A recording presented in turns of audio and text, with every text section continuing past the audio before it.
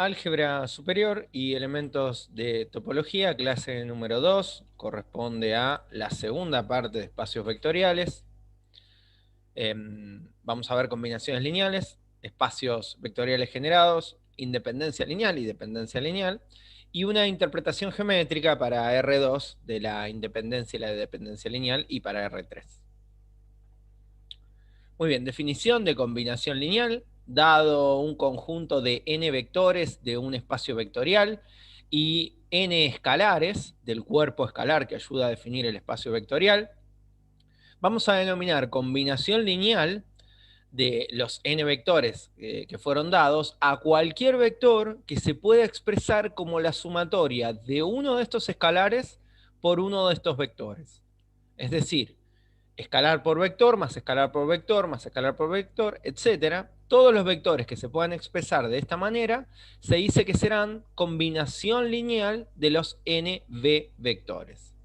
Bueno, como vemos acá, el producto entre un escalar y un vector es un vector, por ley de composición externa, para cada uno de los términos, y la suma de vectores es un vector por ley de composición interna, así que el resultado de esto es, por supuesto, un vector.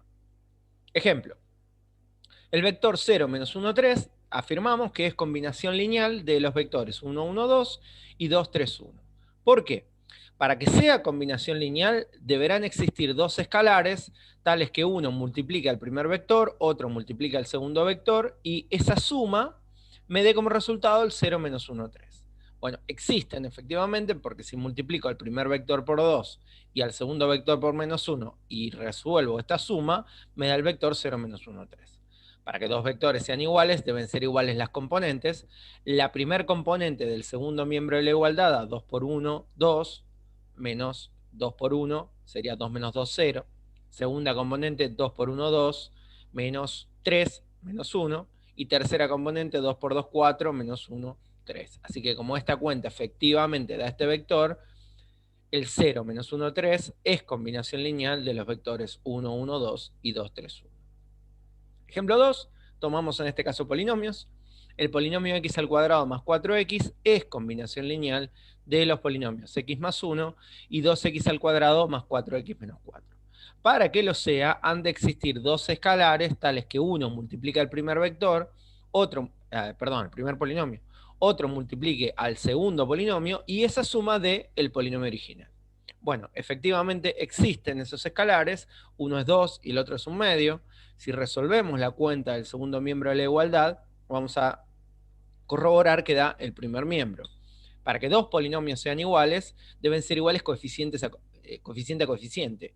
El coeficiente cuadrático acá es x cuadrado y en el segundo miembro proviene de esta operación acá, de esta distributiva, un medio por 2x cuadrado es x cuadrado, así que funciona.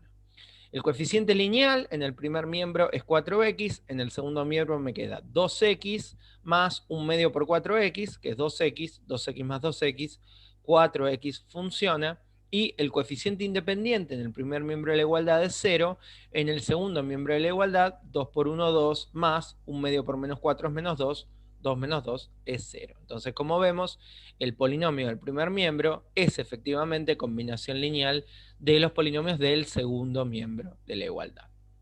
Ejemplo número 3, afirmamos ahora que el vector 0, 1, 3 de R3 no es combinación lineal de los vectores 1, 0, 0 y 1, 1, 1. ¿Por qué? Porque, bueno, no deben o no deberían existir los escalares tales que uno multiplicando al primer vector más otro multiplicando al segundo vector me lleven al 0, 1, 3. Es decir, este alfa y este beta planteados en rojo, si no existen, puedo afirmar que 0, 1, 3 no es combinación lineal del 1, 0, 0 y el 1, 1, 1. Bueno, para que estos dos vectores, el del primer lado de la igualdad y el del segundo miembro de la igualdad, sean iguales, deben ser iguales componente a componente. La primer componente del primer miembro es 0 y en el segundo miembro me queda alfa por 1 más beta por 1, alfa más beta. La segunda componente acá es 1 y en el segundo miembro es alfa por 0 que es 0 más beta por 1 que es beta. Y la tercer componente que acá es 3, en el segundo miembro es alfa por 0 que es 0 más beta por 1 que es beta. Como vemos ahí, beta, que es el mismo beta, acá es el único beta que hay, que es el rojo, no puede ser para la segunda componente 1 y para la tercera componente 3. Entonces, dado que beta no puede ser en simultáneo 1 y 3, beta no existe y por lo tanto no existe combinación lineal que me lleve al 0,1,3 y concluimos que el 0,1,3 no es combinación lineal de estos dos vectores dados. Definimos conjunto generador de un espacio vectorial. Tomo un conjunto A de n vectores, ¿sí? Un conjunto de vectores pertenecientes a un espacio vectorial B, y vamos a decir que este conjunto A es generador del espacio vectorial B, o lo que es lo mismo decir, genera el espacio vectorial B, si para todo elemento U del espacio vectorial B, yo tomo cualquier elemento que quiera del espacio vectorial B, o dicho de otra manera, todos y absolutamente todos los vectores del espacio vectorial B se tienen que poder expresar como combinación lineal de estos n vectores. Es decir, para todos los vectores de B han de existir los escalares tales que U se pueda expresar como combinación lineal, ¿no? Como alfa 1 por B1 más alfa 2 por B2 más etcétera, etcétera, etcétera. Eso tiene que ocurrir para todos los vectores U que estén en el espacio vectorial B. Si eso ocurre, se dice que A es generador de B y se escribe generalmente de esta manera, ¿no? Se dice que B está generado por este conjunto de n vectores. También podría haber puesto A mayúscula, que es el nombre que le di a este conjunto. Bien, no hay que confundir, y es importante que no lo hagan, al espacio vectorial, que es un espacio, que es un conjunto formado por infinitos vectores, con el conjunto finito acá, A, que tiene n vectores, y que si bien es generador de B, no es B. Una cosa es B, el espacio vectorial, que cumple con los 10 axiomas, junto con una operación, con el cuerpo escalar y con la segunda operación externa. Y otra cosa es tomar una selección de vectores que están en B. Una cosa es el espacio de R3 y otra cosa es 2, 3, 4 o 5 vectores de R3, ¿no? Eso sería un conjunto finito de vectores. Bueno, definimos su espacio generado por un conjunto. Bien, tomo un conjunto ahora de K vectores que pueden ser más que n, pueden ser menos que n, acá no me lo está aclarando, pero tomo un conjunto de vectores de un espacio vectorial. Por ejemplo, no sé, en el espacio vectorial de los polinomios de grado 3, tomo 6 polinomios. No los infinitos, sino 6 específicos. O en el espacio vectorial de R3, tomo 2 vectores específicos, ¿sí? No genéricos, 2 vectores con posiciones numéricas determinadas. Entonces tomo un conjunto A de vectores que estén en un espacio vectorial y vamos a denominar subespacio vectorial generado por A al conjunto de todos los vectores que estén en B que se puedan expresar como combinación lineal de estos vectores. A ver, sería posible que ocurra que A no genere todo B, ¿no? En la definición anterior le habíamos pedido al conjunto A, acá de los n vectores, que absolutamente todos los vectores de B se puedan expresar como combinación lineal. Bueno, entonces, podría ocurrir que A no genere B, que haya vectores en B que se puedan expresar como combinación lineal y otros que no. Entonces no sería generador de B. Pero sí, si yo aparto todos los vectores que sí, que efectivamente son combinación lineal de estos K vectores, bueno, ese conjunto es lo que se denomina subespacio vectorial generado por A. ¿Sí? Sería W acá en este caso, es un conjunto de vectores que está dentro de B, que es infinito, porque si es un subespacio vectorial es infinito, pero que no es todo B, ¿no? Si es todo B sería un subespacio trivial. Y si no es todo B y no es tampoco únicamente el vector nulo, entonces es un subespacio propio. Bueno, ese subespacio propio está generado por estos K vectores. Lo que vamos a probar ahora en el teorema es que todo conjunto de un espacio vectorial genera algún subespacio. Si yo estoy en el espacio de los polinomios de grado 2 y agarro 2 polinomios, bueno, generan un subespacio. Después veremos qué generan, qué subespacio, pero algún subespacio generan. Es decir, yo tomo, para mi demostración, un conjunto de K vectores que estén en un espacio vectorial y armo el subespacio, o por lo menos por ahora, el subconjunto W de todos los vectores que son combinación lineal de estos K vectores. Y lo que necesito probar es que W es un subespacio vectorial. Quiero ver que W cumple con los axiomas de subespacio vectorial, que eran los 10 axiomas. Ahora bien, nosotros vimos un teorema que nos puede ayudar a cortar esta demostración, que es el teorema de la condición necesaria y suficiente. ¿Sí? Este teorema me afirmaba que si un subconjunto verificaba o cumplía con las dos leyes de composición, era suficiente para afirmar que era un subespacio vectorial.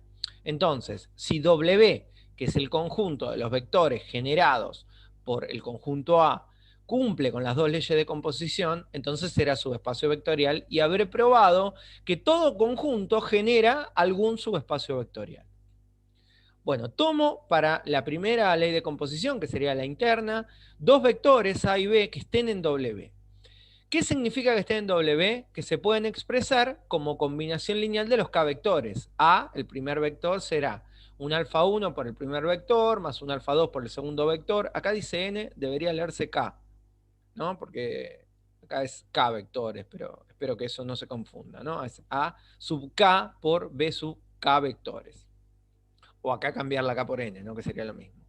Y un vector B, lo mismo, ¿no? Que se puede expresar como una combinación lineal de los mismos vectores, pero que los escalares ya, como B es un vector distinto, por supuesto que serán escalares diferentes, ¿no? Serán escalares que si son iguales, que si alfa 1 es igual a beta 1, alfa 2 es igual a beta 2, etcétera, etcétera, etcétera, bueno, el vector A y el vector B serán iguales.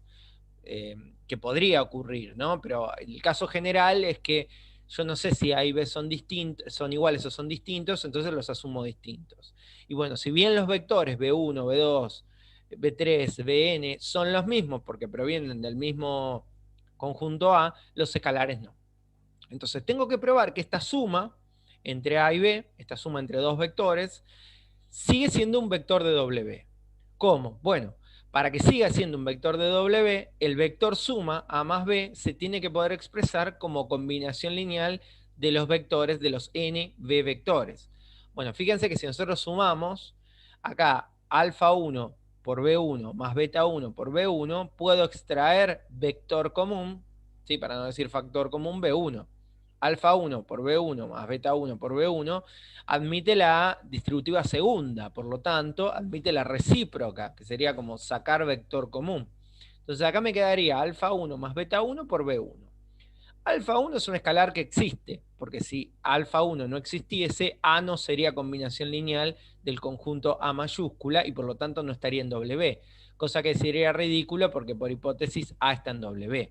Beta 1 lo mismo, es un escalar que existe, porque si no, B no estaría en W. Y dado que alfa 1 y beta 1 existen, su suma también existe. Entonces, esto es un escalar que existe por B1. Lo mismo pasa con alfa 2 y beta 2. Existen, su suma existe, esto es un escalar que existe. Y eso para cada término. Entonces, ¿qué obtuve acá abajo? Bueno, una combinación lineal de los vectores B. Bueno, en conclusión, alfa más beta se puede, no, A más B se puede expresar como combinación lineal de los vectores de A y por lo tanto A más B pertenece a W. Y he probado la ley de composición interna. Entonces tengo media demostración hecha. Me falta probar la ley de composición externa, que dice que si yo tomo un vector A perteneciente a W, esto significa nuevamente que A se puede expresar, que sería lo que está acá entre paréntesis, ¿no? Es lo mismo que está acá arriba, como combinación lineal de los vectores de A. Al multiplicar ese vector A por un escalar kappa, el resultado, el vector resultante, tiene que seguir estando en W. ¿No? Yo tomo un vector A de W, lo multiplico por un escalar, el resultado tiene que estar en W. ¿Qué significa que esté en W?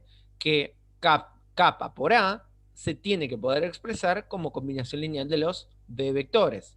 Bien, si acá nosotros tomamos la distributiva de kappa, porque el producto entre un escalar y una suma vectorial es distributivo por el axioma de distributiva primera, puedo multiplicar a cada componente, que me quede kappa por alfa 1 por B1, más kappa por alfa 2 por B2, más, etcétera, etcétera, etcétera.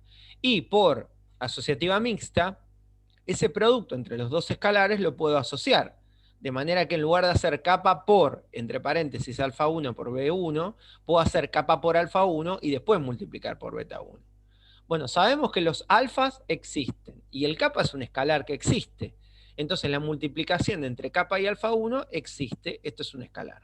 Kappa por alfa 2 existe, esto es un escalar. Y bueno, entonces escribí kappa por A como una combinación lineal de escalares por los vectores de A. Entonces, kappa por A está en W. Luego, verifica las dos leyes de composición, la interna y la externa, y, apoyándome en el teorema de condición necesaria y suficiente, he probado que W es un subespacio vectorial de B.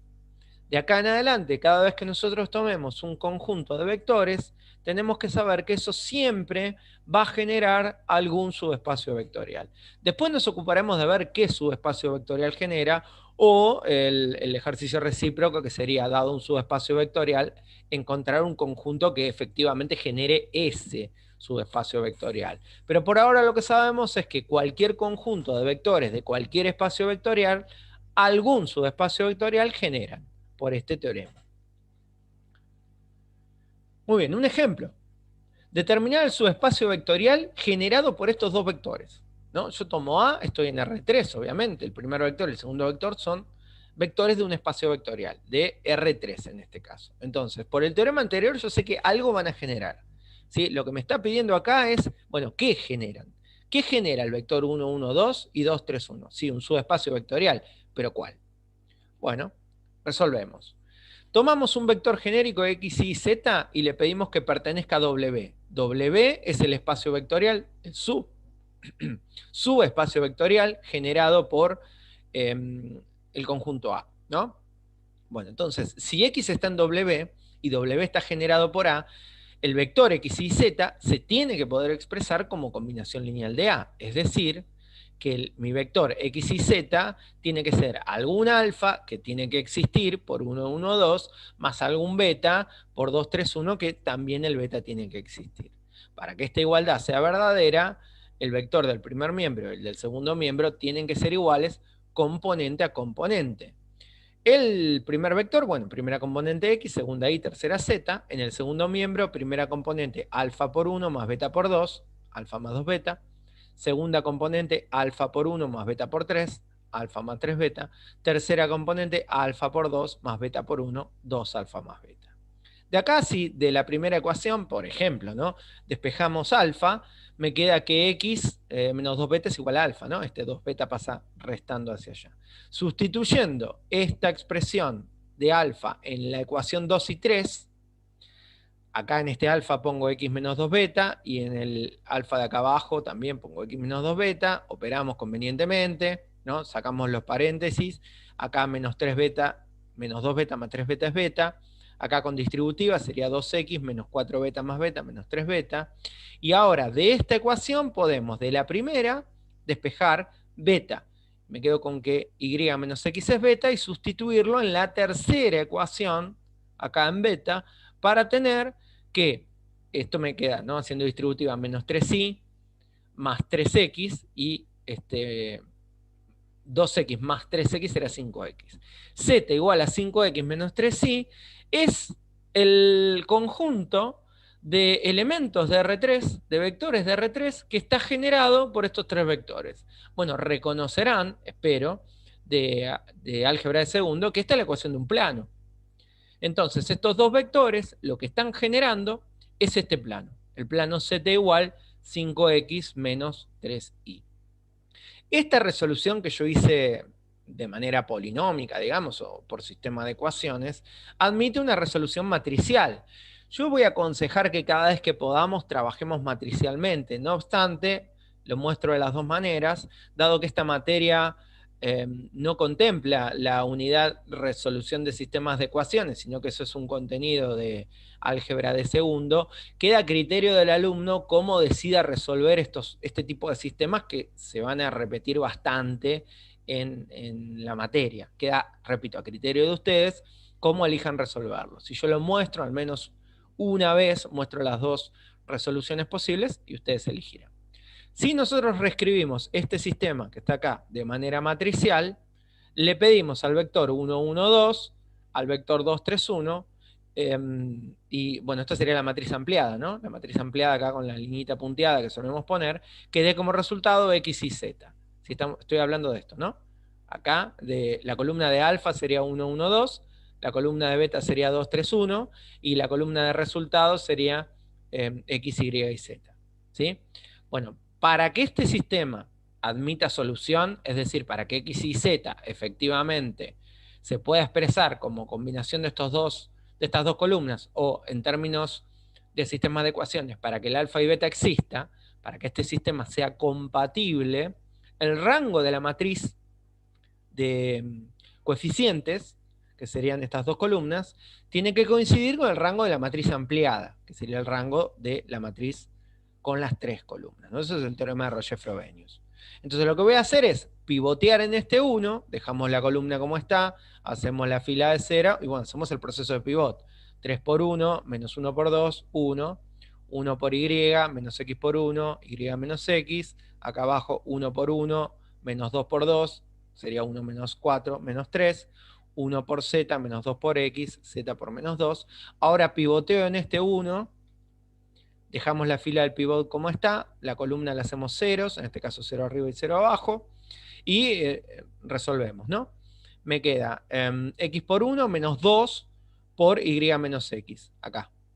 Este queda como está, y acá abajo sería 2, acá estamos, 1 por z menos 2x, menos 3, que se hace más 3 por y menos x.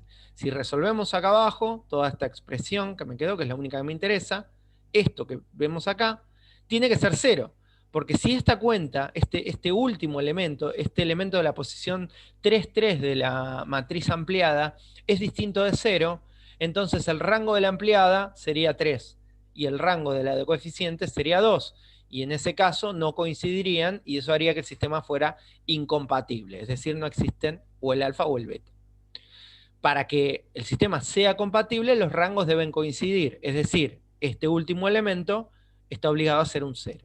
Entonces le pido a este último elemento que sea 0, hacemos la distributiva, ¿no? Esto sería 3y menos 3x, menos 2x menos 3x menos 5x, y como verán, esta ecuación, si la reacomodo, ¿sí? Paso el 5x y el 3y hacia el otro lado, me queda, por supuesto, el mismo plano, ¿no? Es lógico que obtenga la ecuación del mismo plano. Entonces, he encontrado el espacio vectorial, que en este caso es el subespacio vectorial formado por un plano, en R3, generado por los vectores 1, 1, 2 y 2, 3, 1. Muy bien, definimos independencia lineal. La independencia lineal es un concepto extremadamente importante en el álgebra lineal y en el álgebra analítica, así que es muy importante que esto lo tengamos claro, la independencia y la dependencia lineal. Yo tomo un conjunto de n vectores, B1, B2, Bn, y decimos que este conjunto, que obviamente pertenece a algún espacio vectorial, es linealmente independiente si existe una única combinación lineal tal que me da como resultado el vector nulo. Si yo planteo la combinación lineal de los n vectores, alfa 1, B1, alfa 2, B2, etcétera, etcétera, etcétera, y lo igualo al vector nulo, bueno, este es un sistema de ecuaciones que es homogéneo, que está igualado a ceros, entonces recuerden que un sistema homogéneo siempre tiene solución, es decir, es siempre compatible. Pero hay dos posibilidades: que sea compatible determinado, que tenga una única solución, o que sea compatible indeterminado, que tenga infinitas soluciones.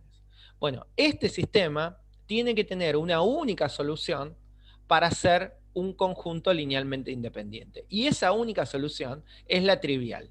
Es decir, que todos los alfas sean ceros. Que la única forma de expresar al vector nulo sea la combinación lineal donde todos los alfas sean cero. En ese caso diremos que el conjunto es linealmente independiente. Por contraposición, un conjunto es linealmente dependiente si los vectores del conjunto A admiten alguna combinación lineal igualada al vector nulo, igualada al vector nulo, donde alguno de los alfas no es cero. ¿Sí? Entonces, si todos los alfas son cero, seguro me da el vector nulo. Si hay alguna combinación más, además de la trivial, donde todos los alfas son ceros, tales que me da el vector nulo, entonces es LD el conjunto, es linealmente dependiente. Dicho en términos de sistemas de ecuaciones, si este sistema de ecuaciones es compatible indeterminado, el conjunto es linealmente dependiente, que abreviaremos en adelante LI y LD. LI para linealmente independiente y LD para linealmente dependiente. Bueno, ejemplo. Estudiar la dependencia lineal de estos 4 vectores, de estos 4 polinomios. ¿Sí? Acá por ahí la notación no ayuda. Tenemos 1 hasta ahí, 2, 3, 4 polinomios. Quiero saber si esos 4 polinomios son linealmente independientes o linealmente dependientes. Entonces, por definición, planteamos un sistema de ecuaciones donde tenemos los alfas, alfa 1, alfa 2, alfa 3, alfa 4, tales que multiplicado los 4 polinomios me tiene que dar el vector nulo del espacio vectorial en el que estoy trabajando. El vector nulo del espacio de los polinomios de grado 2, en este caso, ¿no? De grado 2 o menor a 2, ¿sí? El espacio vectorial, acá no lo puse, pero por ahí hubiese sido mejor que lo ponga. El espacio vectorial es el de los polinomios de grado 2, junto con la suma de polinomios, el cuerpo escalar real y el producto entre un escalar y un polinomio, ¿no? El conjunto de todos los polinomios de grado 2 o más chico, puede ser grado 1, puede ser grado 0, o grado 2, por supuesto, y el producto, el cuerpo, digo, es el cuerpo real usual. Entonces, quiero ver si este sistema en ese espacio vectorial es linealmente independiente o linealmente dependiente. Planteamos la combinación lineal. Lo que quiero ahora es resolver este sistema donde alfa 1, alfa 2, alfa 3 y alfa 4 sean las soluciones. Por supuesto, fíjense que la solución trivial se admite, ¿no? Si este alfa 1 es 0, toda esta cuenta da 0. Si este alfa 2 es 0, todo esto da 0. Si este alfa 3 es 0, todo esto da 0. Y si este alfa 4 es 0, todo esto da 0. Entonces, sí, admite la solución trivial. La pregunta es si admite alguna más. Si hay alguna solución donde alguno de los alfas, o todos los alfas, no es 0, entonces el sistema será LD. Bueno, ¿cómo planteo eso? Bueno, acá dice, si el sistema es LI, si es compatible determinado, si hay una única solución, entonces es linealmente independiente, y es LD si es compatible indeterminado. Entonces, lo que me interesa a mí en realidad no es hallar los alfas, sino averiguar si el sistema es compatible determinado o compatible indeterminado. Una posible manera de trabajar es efectivamente resolver el sistema y ver cuáles son las soluciones. Si yo tengo más de una solución, bueno, entonces tendré que decir que es LD. Y si yo la única solución a la que llego es que todos los alfas son ceros, tendré que decir que es LI. El sistema, si yo hago las distributivas y agrupo los coeficientes cuadráticos por un lado, los coeficientes lineales y los coeficientes independientes, me queda lo que escribí acá. Esto ustedes, viendo la clase con un papelito y una lapicera o un lápiz, hagan las distributivas, hagan el proceso. Yo acá quizás lo hago un poquito en el aire, pero ustedes ayúdense, ¿no? Acá alfa 1 por x cuadrado, este x cuadrado es el único x cuadrado que hay en toda la expresión, así que va a quedar alfa 1 por x cuadrado. Lineales, con x tengo menos alfa 1 por x, más alfa 2 por x, más alfa 3 por x y más alfa 4 por 2x. Si a todo eso le sacamos factor común x, me queda menos alfa 1, más alfa 2, más alfa 3, más 2 alfa 4. Y coeficientes independientes, sin x tengo alfa 1, menos alfa 2, más alfa 3 y nada más, ¿no? Me queda así como está planteado. Para que un polinomio sea el polinomio nulo, esta cuenta me tiene que dar 0, la que está entre paréntesis. El coeficiente de x también tiene que ser 0, porque si esta cuenta me da 1, de este lado me va a quedar x, y no me va a quedar 0. Y alfa 1 también tiene que ser 0, es decir, para que un polinomio sea el polinomio nulo, todos sus coeficientes tienen que ser 0. El independiente, el de grado 1, el de grado 2, etc. Entonces le pido a alfa 1, que es el coeficiente cuadrático, que sea 0, a todo este paréntesis, que es el coeficiente lineal, que sea 0, y a todo este paréntesis también que sea 0. Bueno, acá resuelven, como les dije en la diapositiva anterior, o en el ejemplo anterior, como quieran. Yo planteo la matriz y uso el teorema de Roger-Frobenius, que es lo que nombré hace un ratito. Tengo que ver si la matriz de coeficientes y la matriz ampliada tienen el mismo rango para ver si es compatible o incompatible. Como este sistema es homogéneo, siempre es compatible. Entonces, el teorema de Roger-Frobenius me afirma que para que el sistema sea compatible, el rango de la matriz tiene que coincidir con la cantidad de incógnitas, ¿no? El rango de la matriz de coeficientes tiene que ser igual al rango de la matriz ampliada y a su vez tienen que ser iguales esos dos a la cantidad de incógnitas que tenga el sistema. Es la única posibilidad para que el sistema sea compatible determinado. Entonces armo la matriz de coeficientes, no necesito la ampliada porque sería sumarle una columna de ceros, acá, ¿no? Y ahora lo que tengo que averiguar es el rango de esta matriz. Dado que tengo 4 incógnitas, necesito que esta matriz tenga rango 4 para que sea compatible determinado. Pero esta matriz no puede tener rango 4, porque el rango máximo de una matriz viene determinado por el menor número entre las filas y las columnas. El rango, recuerden que es la cantidad de pivots en su forma escalonada. Entonces yo, supongamos que pivoteo en este 1, genero un pivot. Pivoteo en este otro 1, genero un segundo pivot. Pivoteo en este tercer 1, genero el tercer pivot y ya no puedo pivotear más. Así que yo no sé si esta matriz tiene rango 3, 2 o 1. Lo que sí estoy seguro es que no tiene rango 4. Y si no tiene rango 4, este sistema no puede ser compatible determinado. Por lo tanto, como el rango máximo de esta matriz es 3, el sistema es compatible indeterminado. Acá dice determinado. Es indeterminado. Y por lo tanto el conjunto es linealmente dependiente. Me interesa que vean este ejercicio, sobre todo para que se den cuenta que no hacía falta que resuelva el sistema. No, si ustedes se toman el trabajo de resolver este sistema, también resuelven el ejercicio, pero bueno, toma muchísimo más tiempo resolver el sistema, siendo que yo lo único que quería saber es si son linealmente independientes o linealmente dependientes. Muy bien, teorema. Dos vectores no nulos son linealmente dependientes si y solamente si uno es múltiplo escalar del otro. Este teorema nos va a servir muchísimo para la interpretación geométrica en R2 y en R3 de los vectores, así que tengámoslo presente, ¿no? Dos vectores que ninguno de los dos sea el vector nulo son LD si solamente si uno es un múltiplo escalar del otro. Múltiplo escalar significa que un vector es igual a un escalar por el otro vector.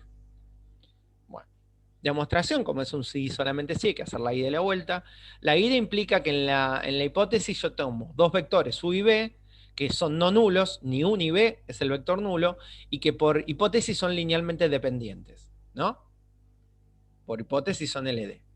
Lo que yo quiero probar es que esos dos vectores, que sé que ninguno de los dos es el nulo, y que sé que son linealmente dependientes, uno tiene que ser múltiplo escalar del otro.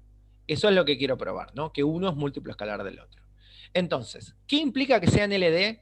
Que si yo planteo este sistema, ¿no? Un alfa por el primer vector más un beta por el segundo vector, este sistema, que está igualado al vector nulo, tiene que ser compatible indeterminado. Porque si fuese compatible determinado, serían LI y contradice la hipótesis. Entonces, si es compatible determinado, hay alguna solución donde o alfa o beta son distintas del vector nulo. En realidad, acá hay uno, esto no niega, no deja de ser verdadero lo que estoy diciendo, pero fíjense que por cómo está planteado, si alfa no es el vector, si, por ejemplo, si alfa fuese el 0, si alfa fuese 0, acá, entonces beta también tiene que ser 0, porque si no, como para que un producto sea 0 entre un escalar y un vector, esta era una de las propiedades que les quedaron para demostrar a ustedes. Para que un producto entre un escalar y un vector dé el vector nulo, o el escalar tiene que ser 0 o el vector tiene que ser el vector nulo. Entonces, como b no es el vector nulo, si alfa es 0, b tiene que ser 0. Esa es la solución trivial. Entonces, tiene que haber alguna solución más, donde ni alfa ni beta sean ceros. A mí me basta con que, para que la solución no sea trivial, con que uno de los dos no sea 0. Pero en realidad no puede ocurrir que uno sea 0 y el otro no. Si u y b, ninguno de los dos es el vector nulo. Bueno, entonces, vamos en limpio. Como este sistema es compatible determinado, como este sistema es compatible determinado, no estaba bien, es compatible indeterminado. como este sistema es compatible e indeterminado, es decir, admite una solución más además de la trivial, entonces hay un alfa y un beta que no son ceros. ¿Sí? Si alfa es distinto de cero, como vimos recién que efectivamente es, yo lo que puedo hacer es primero pasar o restar el opuesto de beta por b miembro a miembro, que tiene que tener un opuesto, el vector nulo menos b por el vector b, menos beta por el vector b, me queda esta expresión que está acá. O si decimos a lo vulgar, pasamos esto restando para atrás, nos queda así. Y dado que alfa no es cero, puedo dividir los dos lados de la ecuación por cero. Si divido, por cero no, perdón, por a, por alfa. Si divido los dos lados de la ecuación por alfa, de este lado me va a quedar el vector u, y de este lado me va a quedar menos beta sobre alfa. Beta no es cero, y alfa no es cero. Aún si beta fuese cero y alfa no fuese cero, esta cuenta es un número escalar que existe. Menos beta sobre alfa es un número real, porque alfa no es cero. Entonces, ¿a qué arribe? A que u es un escalar por b. Esa es la definición de múltiplo escalar. Entonces probé la tesis. Probé que uno de los dos vectores es un múltiplo escalar del otro. Ahora demostramos la vuelta. ¿Cuál es la vuelta? Quiero ver ahora que sabiendo que tengo dos vectores tales que uno es un múltiplo escalar del otro, entonces ese conjunto formado por dos vectores tales que uno es algún vector y otro es un múltiplo escalar del primero, el sistema es LD. Entonces, digo que U es múltiplo escalar de B, ¿no? Un gamma por B. Acá de vuelta, como U no es el vector nulo y B no es el vector nulo, gamma no puede ser cero. Porque si gamma es cero, esta cuenta da cero, el vector nulo da. Si gamma es cero, esta cuenta da el vector nulo, y eso haría que U sea el vector nulo, y por hipótesis no lo es. Entonces gamma no es cero, ¿sí? Tengamos eso en la cabeza. Gamma no es cero. Tomé la hipótesis, uno es múltiplo escalar del otro. Planteo ahora la combinación lineal, ¿sí? El sistema donde para que U y B sean LD, tengo que probar que o alfa o beta, o los dos, no son ceros en simultáneo. Hay alguna forma de resolver este sistema donde ni alfa ni beta son ceros, ¿sí? Bueno, muy bien. U arriba, por definición, es gamma por B. Así que acá U lo puedo sustituir por gamma por B. Quité el paréntesis por la asociativa mixta. Bueno, ahora, entre estas dos expresiones puedo extraer vector común B, es decir, hacer la recíproca de la distributiva segunda, que me queda así expresado, ¿no? Bien, para que un producto entre un escalar y un vector dé el vector nulo, o el vector es el vector nulo, cosa que no lo es, este vector no es el vector nulo por hipótesis, o el escalar es el nulo. Es decir, este paréntesis, para que esta cuenta sea verdadero, este paréntesis tiene que obligadamente ser cero. Entonces, para que esta cuenta sea cero, fíjense que yo le pido a esta cuenta que sea cero, y podría pasar esto restando hacia el otro lado. O lo que es lo mismo decir, si beta es menos alfa por gamma, esta cuenta da cero, efectivamente, ¿no? Sustituyan esto acá. Bueno, ahora pensemos esto. ¿Sí? Pensemos esta cuenta que está acá. Sabemos que gamma no es cero, ¿no? Si yo quiero que beta sea cero, acá, la única forma que esta igualdad sea verdadera como gamma no es cero es que alfa sea cero. ¿Sí? Eso funciona. Ahora bien, si gamma no es cero y alfa no es cero, por ejemplo, no sé si gamma es 2, ¿no? U es 2 por B, ¿sí? Y alfa es 3, ¿no? Yo pongo alfa 3, esta cuenta da menos 6. Entonces, la solución donde alfa es 3 y beta es menos 6 resuelve este sistema. Entonces, dado que existe alguna, de hecho ahí, fíjense que hay infinitas combinaciones, porque si es compatible indeterminado no hay más de una solamente, hay infinitas, ¿no? Bueno, pero al menos hay una donde yo puedo plantear que beta sea menos alfa por gamma y que al alfa no ser cero, beta no es cero.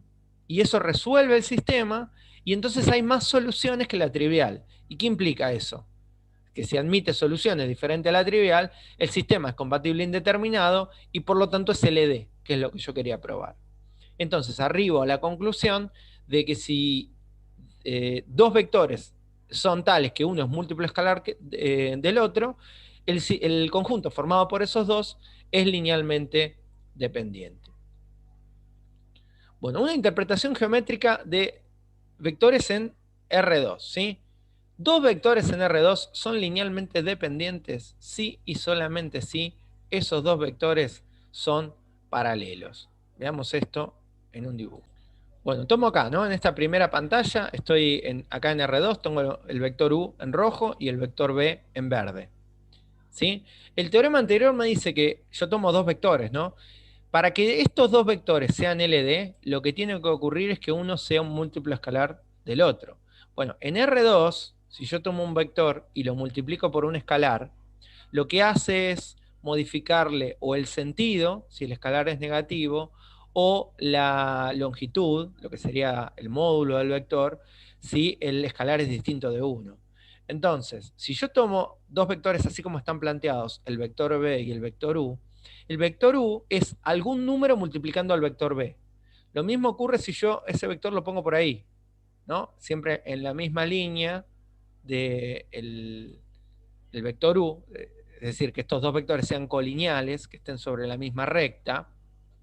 Entonces, en ese caso, el vector U es algún escalar negativo multiplicando al vector B. Entonces, en ese caso serían LD.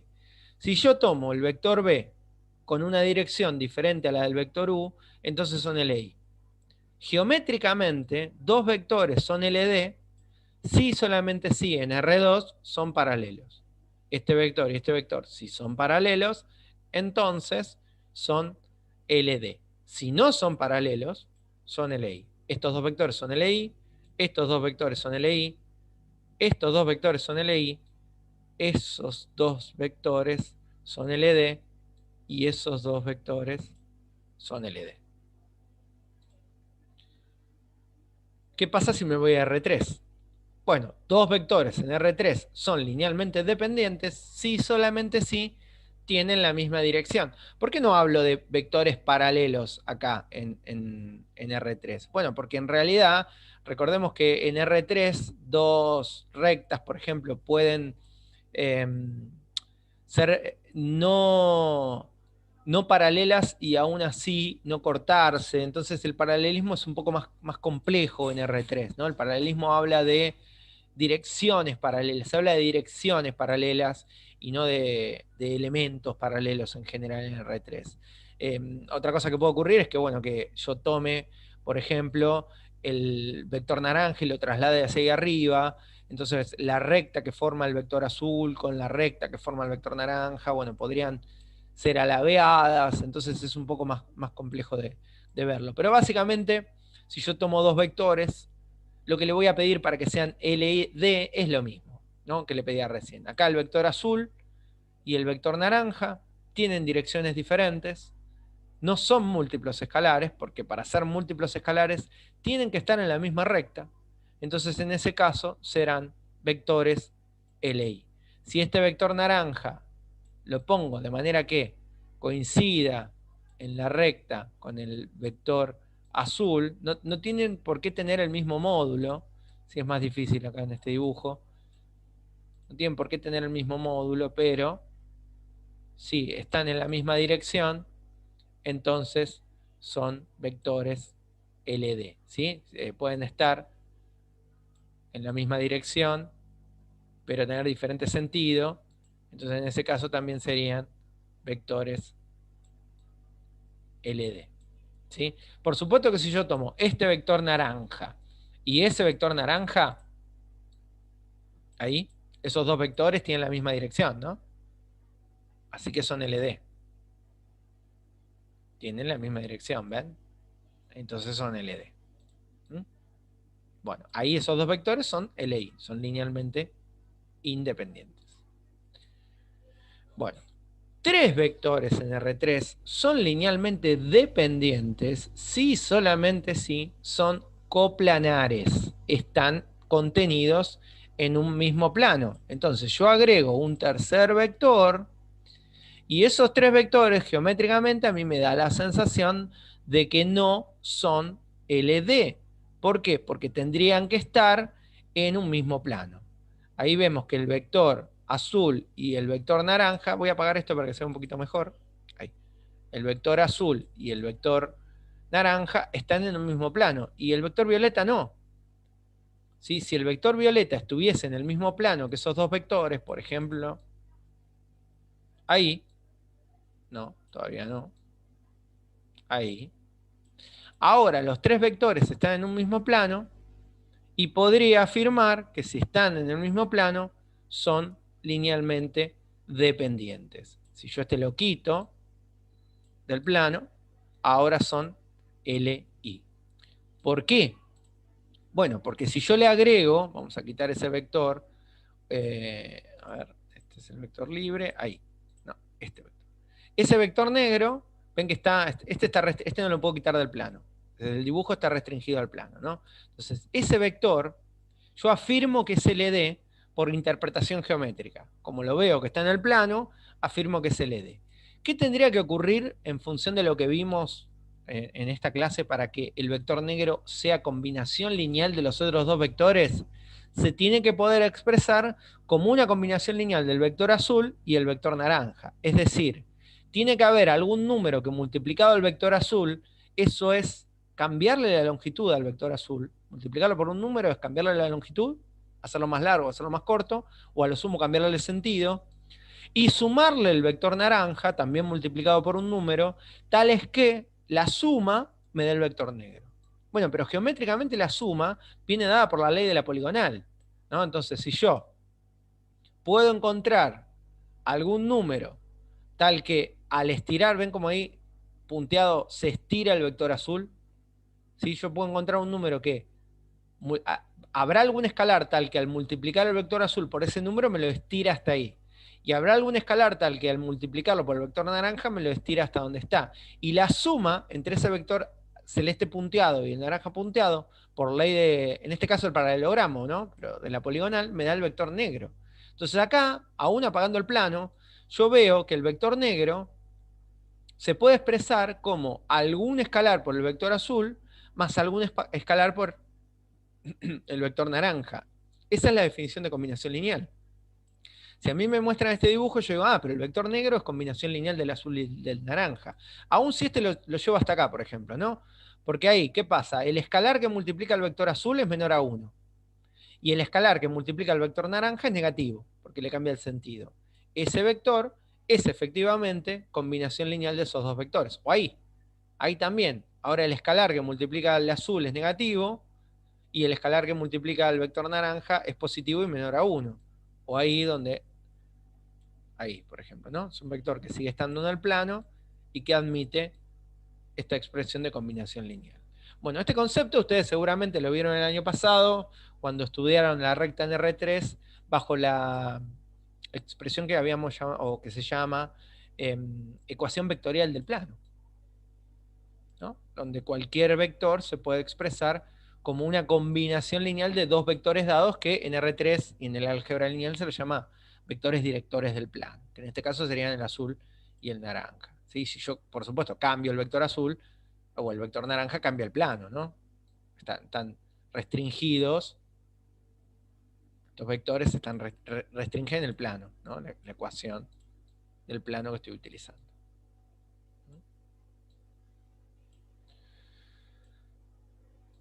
Bueno. Teorema: todo conjunto que contenga el vector nulo es linealmente dependiente. Este es un teorema bastante útil, ¿sí? Es un teorema fácil de probar, si lo piensan, si tienen en cuenta la definición. Este se lo voy a dejar para que lo demuestren ustedes como ejercicio pendiente de esta clase. Tienen que probar que si ustedes toman un conjunto y alguno de esos vectores es el vector nulo, prueben que es LD. Utilicen la definición de dependencia e independencia lineal y traten de probar este teorema. Espero que les salga. Bien, por la clase número 2, eso es todo.